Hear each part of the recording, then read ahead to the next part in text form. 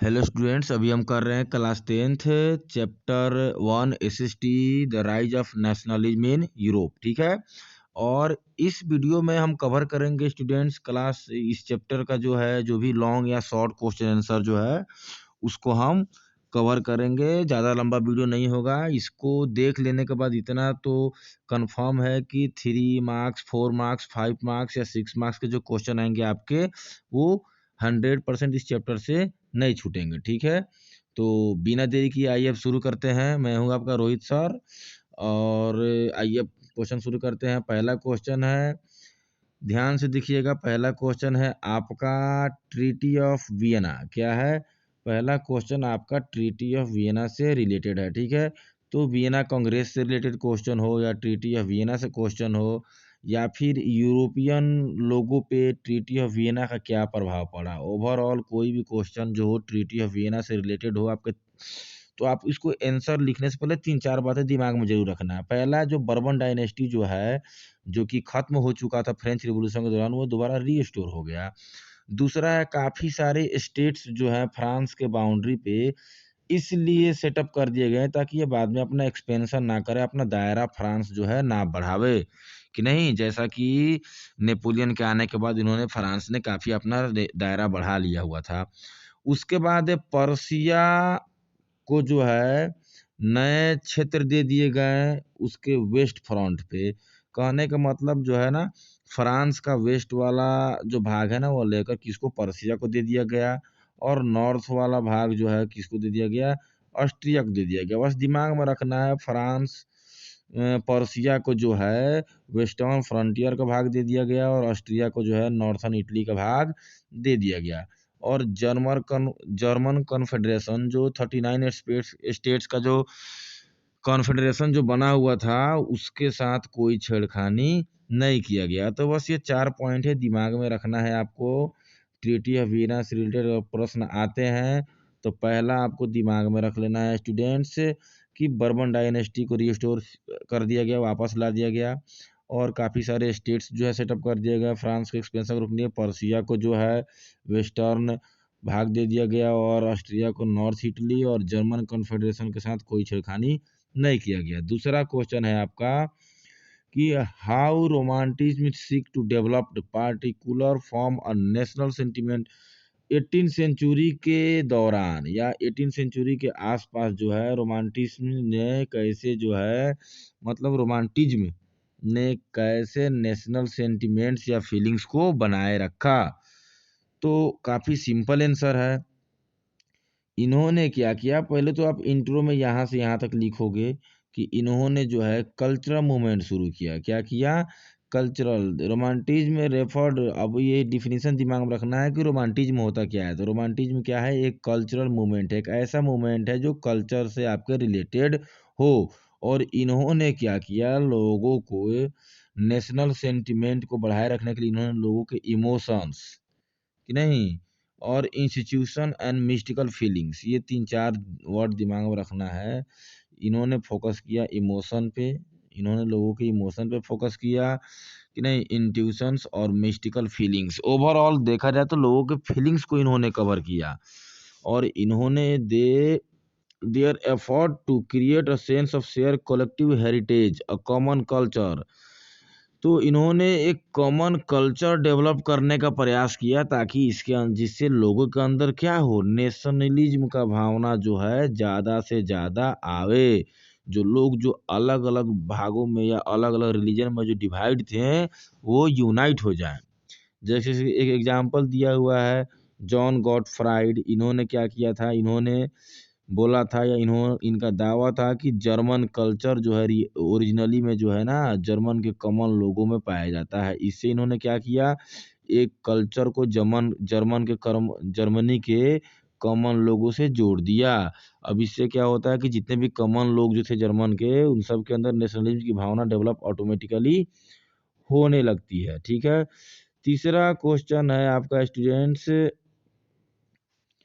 तीसरा क्वेश्चन आपका हो गया, why was the Zollverein, sorry what was the Zollverein, Zollverein क्या था? और what were its wider implication, मतलब इसके क्या लक्ष्य थे। ठीक है, तो 2 क्वेश्चन होगा इसमें। पहला क्वेश्चन ज्वेलरिंग क्या था, बस एक ही लाइन दिमाग में रखना है, यह एक कस्टम यूनियन था। ठीक है, पहले क्वेश्चन के आंसर सिंपल है, 1834 में यह बना था। अब इसके वाइडर इम्प्लीकेशन मतलब ज्वेलरी बनाने का लक्ष्य क्या था कि नहीं, तो इसका लक्ष्य यही था कि आपको जो ट्रैफिक बैरियर्स जो हैं, काफ़ी सारे रिस्ट्रिक्शंस जो लगे थे, उनको रिड्यूस किया जाए। क्या किया जाए, कम किया जाए, और इसके द्वारा जो है नेशनल सेंटिमेंट को बढ़ाया जाए कि नहीं, ताकि जर्मन लोग जो है, या जर्मनी में लगा था, ताकि जर्मन लोग जो है आपको उनको ये रियलाइज हो कि free economic centre was the, मतलब इकोनॉमी को फ्री करने का मात्र एक ही उपाय है कि हमारे अंदर नेशनलिज्म, मतलब हमारा कंट्री जब तक नेशन स्टेट नहीं बनता है तब तक हम लोग फ्री इकोनॉमिक सिस्टम को फॉलो नहीं कर सकते हैं। तो ओवरऑल जोल्वेरिन का मेन लक्ष्य यही था कि आपको ट्रैफिक बैरियर कम करना और नेशनल सेंटिमेंट बढ़ाना, और जर्मन पीपल को ये रियलाइज कराना कि नेशन स्टेट्स काफ़ी ज़रूरी है कि नहीं। और ये जोल्वेरिन क्या था, तो ये कस्टम यूनियन था जो कि जर्मन इकोनॉमी को बाइंड करने के लिए बनाया गया था। आपका तीसरा क्वेश्चन हो गया, या नेक्स्ट क्वेश्चन कह सकते हो कि what were the various impact, French Revolution जो हुआ उसका क्या असर पड़ा, ठीक है नहीं। तो हम देखते हैं फ्रेंच रिवॉल्यूशन का असर, तो हमको पता है अगर हमने पढ़ाई की कर रखा होगा तो, कि इन्होंने यूरोप में नेशनल आइडिया को क्या किया, इन्होंने एक्सपोर्ट कर दिया, तो से क्या था, फैला दिया। जैसे सिंपल है कि भाई फ्रेंच रिवॉल्यूशन के आने के बाद जगह जगह जैकोबिन क्लब्स बनने लगे पूरे यूरोप में, जिसके मेंबर स्टूडेंट्स हुआ करते थे या फिर एजुकेटेड मिडिल क्लास होते थे। उसके अलावा जो है नेशनलिज्म का आइडिया जो है फ्रेंच आर्मी द्वारा हर जगह फैलाना शुरू कर दिया गया। जहाँ भी फ्रेंच आर्मी जाती थी उनका काफ़ी अच्छा रिस्पेक्ट होता था। और अगला इसका फ्रेंच रिवॉल्यूशन का इम्पैक्ट था कि नेपोलियन का शासन आना, चूँकि फ्रेंच रिवॉल्यूशन के बाद ही नेपोलियन आता है। उसके बाद जो है फ्रेंच रिवॉल्यूशनरी जो है ना, पूरे यूरोप में जो फ्रेंच के जो क्रांतिकारी जो थे, फ्रेंच रिवॉल्यूशन के, उनको उन्होंने पूरे यूरोप को लिबरेट करना शुरू किया, पूरे यूरोप को सिखाना शुरू किया कि डेपोटिज्म से अच्छा बेटर क्या है, नेशंस है, मतलब गुलामी से बढ़िया है लड़ो और आज़ादी पाओ। तो ये सब कुछ असर थे जो फ्रेंच रिवॉल्यूशन के पहले नहीं थे, बट फ्रेंच रिवॉल्यूशन के बाद ये आ गए। अगला क्वेश्चन है कि इटली, इटली का पॉलिटिकल सिचुएशन क्या था, इटली के यूनिफिकेशन से पहले इटली का कंडीशन क्या था। तो हम सब जानते हैं कि इटली 7 स्टेट्स में क्या था, हमारा इटली 7 स्टेट्स में डिवाइड था, और ओनली एक एक ही स्टेट था उसमें जहाँ इटली के ओल्ड हाउस के प्रिंस शासन करते थे, जो जगह का नाम था सर्दिना पीडमोंट कि नहीं। अब इटली का हम लोग लोकेशन याद कर लेते हैं, जो इटली के नॉर्थ में, इटली का नॉर्थ वाला जो हिस्सा था स्टूडेंट्स, वह जो था ऑस्ट्रियन हैब्सबर्ग के अंडर में था। तो नॉर्थ एरिया जो था ऑस्ट्रियन हैब्सबर्ग के अंदर में था, सेंटर जो था वो पोप के अंडर में था, और साउथ वाला भाग बर्बन किंग्स के अंडर में था। यहाँ तक कि इटली में लोग इटालियन लैंग्वेज को भी उतना स्टैंडर्ड वैल्यू नहीं मिलता था। तो ओवरऑल इटली का कंडीशन जो था क्या, वो सही नहीं था। ठीक है, तो अगर फ़ॉन्ट ज़्यादा छोटा दिख रहा होगा स्टूडेंट्स, तो पीडीएफ जो है आप कमेंट सेक्शन में अपना नंबर डालिएगा व्हाट्सएप, आपको वहाँ से पीडीएफ आपको मिल जाएगा, या हमारे बायो में जाके हमसे संपर्क कीजिएगा, वहाँ हमारा नंबर होगा या लिंक होगा, आपको वहाँ से पीडीएफ अवेलेबल करा दिया जाएगा। ठीक है, अगला क्वेश्चन है कि why was the Napoleon rule over regions, मतलब ये एक तरह से समझ सकते हो ना कि नेपोलियन जो है या पहले बहुत पॉपुलर था शुरुआत में, लेकिन बाद में अनपॉपुलर कैसे होने लगा, या फिर ये कह सकते हो लोगों का जो सोच जो था ना, वो नेपोलियन का रिस्पेक्ट करने से लेकर और नेपोलियन का डिसरिस्पेक्ट करने तक कैसे चेंज होता है। तो शुरू-शुरू में जो है आपका फ्रेंच आर्मी जहाँ भी जाती थी लोग इसका वेलकम करते थे, क्योंकि लोगों का मानना था कि फ्रेंच आर्मी जो है ना, ये अच्छाई के लिए लड़ती है, यह हार्बिंगर ऑफ लिबर्टी, ये वर्ड दिमाग में रखना है, मतलब सच्चाई का यह दूत बनकर जाती थी। बट जैसे-जैसे लोगों ने समझा कि नेपोलियन द्वारा किए गए बदलाव जो थे, नए जो एडमिनिस्ट्रेटिव अरेंजमेंट जो थे, उससे लोगों का पॉलिटिकल फ्रीडम छीन रहा था। लोग उतने फ्रीडम फ़ील नहीं कर रहे थे। बस यही कारण था, बस एक लाइन है स्टूडेंट, दिमाग में रखना है, पॉलिटिकल फ्रीडम जो है लोगों के दिमाग में यह आ गया कि पॉलिटिकल फ्रीडम उनको नहीं मिल रहा है।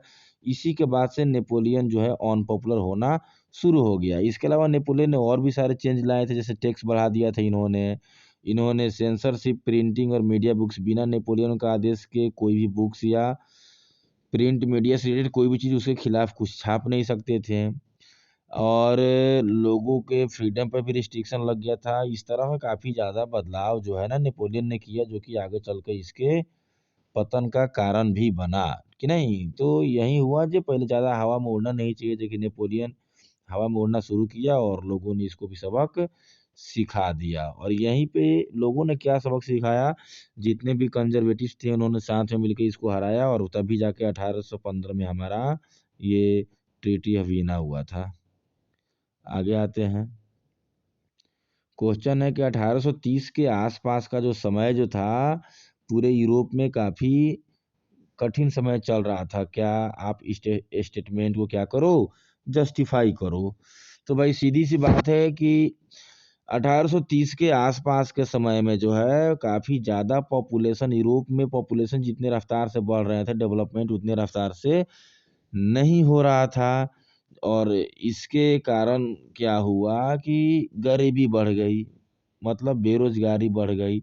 और बेरोज़गारी एक आम बात हो गई थी 1830 के आसपास यूरोप में, पॉपुलेशन बढ़ने के साथ-साथ। और एक और कारण था, गाँव से लोग जो है काम के तलाश में शहरों में आते थे और वहाँ आने के बाद उनका स्थिति और ज़्यादा खराब हो जाता था। ओवरऑल हम यह कह सकते हैं कि इंक्रीज़ पॉपुलेशन बढ़ने के साथ-साथ फूड का भी डिमांड क्या हो रहा था? बढ़ते जा रहा था, जो कि कंप्लीट नहीं हो पा रहा था, जिसके चलते फूड का दाम, प्राइस क्या हो गया, बढ़ गया। और यही सब जो रीज़न जो हैं या साबित करते हैं कि 1830 के आसपास का समय यूरोप के लिए अच्छा नहीं चल रहा था।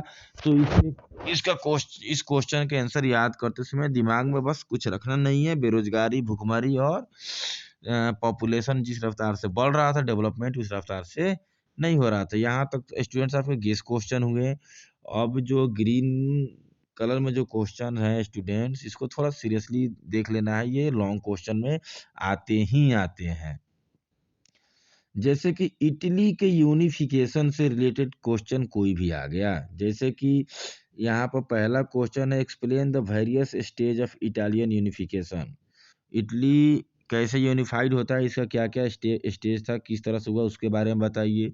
ये आपको क्वेश्चन ऐसे आ जाएगा कि इटली के यूनिफिकेशन का प्रोसेस बताइए, या फिर ऐसे आ जाएगा कि मेजनी का क्या रोल रहा है इटली के यूनिफिकेशन में। तो सिस्टम यह हुआ कि इटली के यूनिफिकेशन से रिलेटेड क्वेश्चन हो या मेजनी से रिलेटेड हो, आंसर आप इटली का यूनिफिकेशन ही लिखोगे। तो आंसर लिखने का तरीका यहाँ पर लिखा हुआ है स्टूडेंट। सबसे पहले हम क्या करेंगे, इंट्रोडक्शन देंगे। आप जो बात जानते हो उसका 1 या 2 लाइन इंट्रोडक्शन में आप लिखोगे। जैसे कि इटली जो है, आप लिखोगे इटली जो है शुरू में 7 स्टेट्स में डिवाइड था 19वीं सेंचुरी के आसपास। और इन 7 स्टेट्स में मात्र एक ही स्टेट सर्दिना पिडमोंट था, जहाँ पे इटली के प्रिंस हाउस शासन कर रहे थे। उसके बाद आप आगे लिखोगे, famous personalities involve in the unification of Italy. Italy के यूनिफिकेशन में किन किन लोगों ने अच्छा अपना रोल प्ले किया है। सबसे पहले मेजनी के बारे में लिखोगे। मेजनी के बारे में लिखना है कि 1830 में मेजनी ने क्या किया, इटली को यूनाइट करने का प्रयास किया। इसके लिए उसने एक सीक्रेट सोसाइटी बनाया था जिसका नाम था यंग इटली। इतना ही लिखो, बुक में काफ़ी चीज़ दिए होंगे अच्छे-अच्छे। आप बुक्स पढ़ोगे तो इसमें बहुत सारी बातें हैं, लेकिन आपको मार्क्स दिलाने के लिए इतना ही काफ़ी है, ठीक है? रोल ऑफ कैबर, इसमें आप लिखोगे कि कैबर ने क्या किया, इन्होंने इटली के यूनिफिकेशन में, चूँकि इटली जो है, Italy the unification of Italy was a result of many wars. 1-2 युद्ध के बाद इटली आज़ाद नहीं हुआ, काफ़ी वार्स हुए हैं इटली के यूनिफिकेशन के लिए, और इसमें chief minister count Camillo di Cavour ने काफ़ी अच्छा रोल प्ले किया है। जो फ्रांस के साथ इन्होंने अपना एलियंस बनाकर, मतलब समझौता करके। And Sardinia Piedmont succeed in defeating Austrian, जैसे कि बताया जा रहा है कैवर के बारे में कि काफ़ी समझदार थे, इन्होंने फ्रांस के साथ एलियंस करके इन्होंने क्या किया था, ऑस्ट्रिया को हराया था। अगला 1859 में अगला पॉइंट आप जो है गैरीबाल्डी के बारे में लिखोगे कि गैरीबाल्डी के अंडर में काफ़ी ज़्यादा वॉलंटियर्स जो थे वह काम कर रहे थे, और इन्होंने इटली की यूनिफिकेशन में पार्टिसिपेट भी किया, और आर्म वॉलंटियर थे, सबके पास हथियार थे। जब 1860 में दे मार्च इनटू द साउथ इटली, यह इटली के साउथ में पहुंचते हैं, और वहां पर किंगडम ऑफ टू सिलिसियाज, इसको ये लोग क्या करते हैं, वहाँ जीतते हैं, वहाँ स्पेनिश रूलर होता है जिसको हरा देते हैं, ठीक है, क्योंकि वहाँ पर लोकल पीजेंट्स ने क्या किया था, गैरीबाल्डी का साथ दिया था। 1861 में क्या होता है, विक्टर इमेनुअल दो जो है ये अपने आप को क्या करते हैं, इटली का राजा घोषित करते हैं, और इस तरह से फाइनली 1871 में हमारा इटली जो है आज़ाद हो जाता है। बाकी स्टेट्स इटली में आके मिलते हैं, जबकि 1871 में सबसे लास्ट में रोम आकर इटली का पार्ट होता है। स्टूडेंट जहाँ जहाँ मैंने इटली बोला है, मतलब सर्दिना पीडमोंट का जो है सभी जो 7 भाग में 6 भाग थे, धीरे धीरे सर्दिना पीडमोंट में आके मिलते हैं, और 1871 में फाइनली इटली हमारा क्या हो जाता है, यूनिफाइड हो जाता है। तो इटली का यूनिफिकेशन को दिमाग में रखना है। मेजनी के बारे में 2 लाइन, कैबर के बारे में 2 लाइन, और गैरीबाल्डी के बारे में 2 लाइन, ठीक है। चाहा जाए तो इसमें और सारे भी लाइन ऐड कर सकते हैं, बट चूंकि ये स्टूडेंट्स को काफ़ी कम बोझ देना चाहिए, जितना ज़्यादा याद पॉइंट्स रहेगा आपको उतना ही ज़्यादा क्या होगा, तकलीफ होगा। यहाँ पर मैंने खुद से आंसर तैयार किया है, और स्टूडेंट्स विश्वास करो, आप लिखोगे 1 मार्क्स भी आपका नहीं कटने वाला है। बस मेजनी, कैब और गैरीबाल्डी के बारे में जो बातें आपको याद है वही लिखना है, ज़्यादा रटने का, रट्टा मारने का प्रयास नहीं करना है। अगला क्वेश्चन है कि write down the process of making. अब जैसे कि यूनिफिकेशन ऑफ इटली हमने जाना, अब जो है जर्मनी के यूनिफिकेशन के बारे में हमको देखना है, ठीक है। तो इसमें भी हमको इंट्रोडक्शन देना जरूरी है। इंट्रोडक्शन में हम लिखेंगे जो भी हम जानते हैं कि जितने भी नेशनल फीलिंग्स जो थे वो सबसे ज़्यादा मिडिल क्लास में, जर्मन मिडिल क्लास या कहीं के भी मिडिल क्लास में ही काफ़ी ज़्यादा फैले हुए थे, जिन्होंने 1848 में एक बार जो है जर्मन नेशन को यूनाइट करने का प्रयास किया हुआ था। यह जो है इंट्रो में है।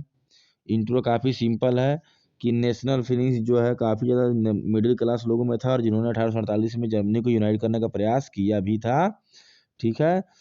और उसके बाद जर्मनी के अगला पॉइंट जो है ना, पैराग्राफ चेंज करके आप लिखोगे यहाँ से कि the process of Germany unification, Germany की यूनिफिकेशन को कुछ इस प्रकार समझा जा सकता है, ठीक है। तो पहला पॉइंट में आपको ये लिखना है, Persia took the leadership of the movement for national unification. National unification का जो है ना रोल कौन, उसमें लीडरशिप का रोल कौन निभा रहा था, पर्सिया निभा रहा था। उसके बाद लिखोगे कि पर्सिया का चीफ मिनिस्टर ऑटोमन बिस्मार्क जो था, इन्होंने process with the help of army and bureaucracy, अपने आर्मी और ब्यूरोक्रेसी के हेल्प के साथ इन्होंने आर्किटेक्ट, मतलब यूनिफिकेशन के रास्ता या यूनिफिकेशन वाला रास्ता को इन्होंने क्या बनाया, आसान बनाया। अगला पॉइंट है the war with Austria Denmark France running over 7 years. Austria Denmark और फ्रांस के साथ जो वार जो चल रहा था 7 साल से, कि नहीं, यहाँ पर 2 वार की जगह पर आप जो है ना 3 वार भी कर सकते हो। तो यह इंड होता है पर्सिया के जीत के साथ, और यहीं से जो है यूनिफिकेशन का प्रोसेस आपका शुरू हो जाता है। सिंपल सा लॉजिक है, सिंपल तरीका है कि भाई पर्सिया ने लीडरशिप लिया, और ऑटोमन बिस्मार्क ने क्या किया, अपने ब्यूरोक्रेसी और आर्मी के साथ इसमें क्या किया, रोल प्ले किया, अच्छा रोल प्ले किया। और 3 वार या 2 वार भी कर सकते हो। ऑस्ट्रिया डेनमार्क फ्रांस के साथ जो हुआ वो 7 साल के बाद पर्सिया के जीतने के साथ कंप्लीट होता है, और यहीं से यूनिफिकेशन आपका शुरू हो जाता है। उसके बाद 18 जनवरी 1871 को एक असेंबली बुलाई जाती है, जिसमें जर्मन स्टेट्स के लोग होते हैं, या रिप्रेजेंटेटिव बोल सकते हो, आर्मी के मेंबर होते हैं, पर्सिया का मिनिस्टर होता है, ऑटोमन बिस्मार्क भी वहाँ अवेलेबल होता है, और इन्होंने नए जर्मन राष्ट्र का निर्माण किया, और उसका हेड इन्होंने कैसर विलियम फर्स्ट को सिलेक्ट किया। दिमाग में रखना है, कैसर विलियम फर्स्ट को सिलेक्ट किया गया जो कि पर्सिया के थे। उसके बाद करेंसी हो गया, बैंकिंग हो गया, जुडिशियल सिस्टम में सबको मॉडर्नाइज किया गया, नेशनलाइज किया गया। जो आप समझो वो लिख सकते हो, सिंपल है। इसमें एक लाइन याद रखना है, वो 7 ईयर वार वाला लाइन। उसी के बाद से यूनिफिकेशन का प्रोसेस आपका शुरू होता है। तो स्टूडेंट्स ये लास्ट क्वेश्चन है इस चैप्टर का। मेरे हिसाब से 8 या 9 क्वेश्चन हुए होंगे। Write down the process of the growth of Britain. Britain का यूनिफिकेशन, हमने इटली पढ़ा, जर्मनी पढ़ा, आप क्या पढ़ लेते हैं, ब्रिटेन। ठीक है, इसमें भी इंट्रोडक्शन लिखेंगे कि there was no British nation prior to 18 century. 18 century से पहले ब्रिटिश नेशन का नामो निशान तक नहीं था। मतलब ऐसा नहीं कि इंग्लैंड नहीं था, मतलब इंग्लैंड था लेकिन ग्रेट ब्रिटेन, वो यूनियन जो संघ जो था वो नहीं था। तो इंट्रोडक्शन में लिखेंगे there was no British nation prior to the 18 century. The primary identity, जो उस समय जो लोग जो रहते थे, जो कि ब्रिटिश जिन्हें हम आज समझते हैं, वो काफ़ी एथनिक ग्रुप में रहते थे। मतलब बहुत सारे लोग थे, जैसे इंग्लिश थे, वेल्स थे, स्कॉटिश थे और आयरिश थे। ये मेजर लोगों का दिया हुआ है। तो इसका भी वही सिंपल है, इसके ग्रोथ को ऐसे समझा जा सकता है। ठीक है, इसे जो कि नीचे मेंशन किया गया है। पहला, जैसे जैसे इंग्लिश नेशन का जो है पावर बढ़ते गया, उसी तरह उनका इम्पोर्टेंस भी क्या हो गया। जैसे जैसे उनका वेल्थ बढ़ते गया, उनका पावर भी बढ़ते गया। भाई जहाँ भी लोग धनी मनी होते हैं, उनका पावर ऑटोमेटिकली ज़्यादा होता है। तो भाई ये इंग्लिश हो गए, वेल्स हो गए, स्कॉटिश हो गए, आयरिश हो गए, इन लोगों में, इंग्लिश लोगों का जैसे जैसे पावर बढ़ते गया, इनका वेल्थ बढ़ते गया, इनका इम्पोर्टेंस और पावर भी क्या होता गया, बढ़ते गया। It's x tends its influence over the other nation of island. Simple सा पॉइंट है। जैसे जैसे इंग्लिश से, हाँ ठीक है, तो जैसे जैसे इंग्लिश नेशन का वेल्थ बढ़ते गया, इसका इम्पोर्टेंट और पावर भी बढ़ते गया, जिसके चलते इसका प्रभाव जो है बाकी नेशंस पे, जो आइलैंड पे थे इनके साथ, जैसे कि आपके कौन थे, स्कॉटिश थे, आयरिश थे, इन पे इनका प्रभाव बढ़ते जा रहा था। फिर इन्होंने क्या किया, 1688 में एक इंग्लिश पार्लियामेंट बनाया और पावर जो है ना किंग का जो इन्होंने सीज कर दिया। ठीक है, तो अब इसमें स्कॉटलैंड ने इसका विरोध किया और फिर आयरलैंड ने इसका विरोध किया। इन दोनों को मिला लिया गया और इस तरह से हमारा ब्रिटेन क्या हो गया, नया ब्रिटेन उभर के सामने आया। तो देखते हैं कि स्कॉटलैंड ने क्या विरोध किया। तो एक्ट ऑफ यूनियन पास हुआ था 1707 में, दिमाग में रखना है, जिसके तहत स्कॉटलैंड को क्या किया गया था, इंग्लैंड का पार्ट बना लिया गया। ठीक है, और स्कॉटलैंड को मिलाने के बाद जो है ना United kingdom of great Britain, उसका या उस कंट्री का नाम इंग्लिश और स्कॉटलैंड मिलने के बाद यह United kingdom of great Britain हो गया। ठीक है, इसका मतलब सिंपल था, स्पष्ट साफ था कि ब्रिटिश पार्लियामेंट जो है उसमें इंग्लिश मेंबर का जो, या इंग्लिश लोगों का पावर जो था बाकी लोगों से ज़्यादा था।